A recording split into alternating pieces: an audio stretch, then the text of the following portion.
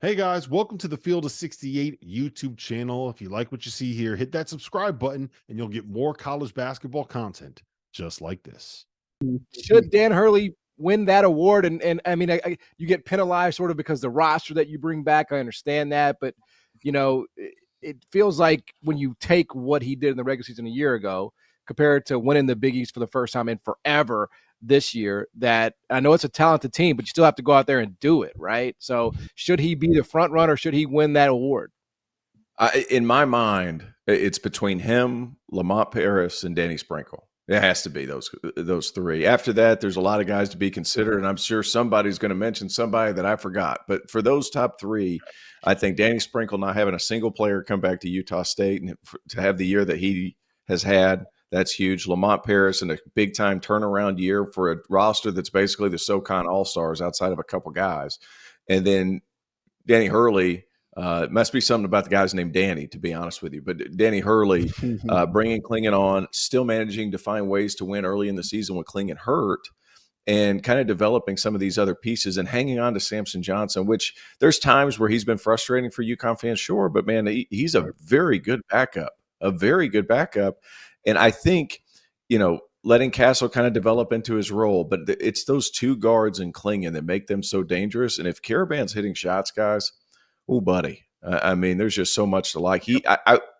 It's no longer Penny Hardaway, to be honest with you, after that January prediction that I had.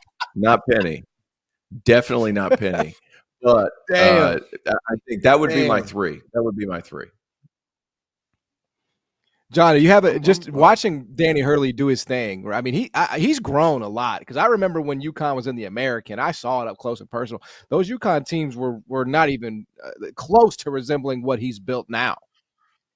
Now, he's assembled a roster of, Klingon was in his backyard. I mean, he got lucky with that, right? Like that was a lucky, that's what happens. They're playing in the American, John. Yeah. It's still UConn though. It's still UConn, but the way that their offense is humming, I enjoy watching them play.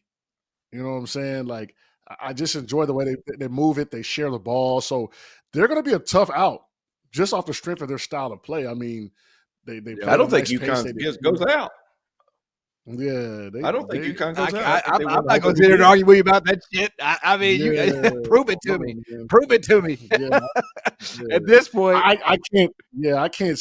I mean, something wonky happens, maybe, but yeah.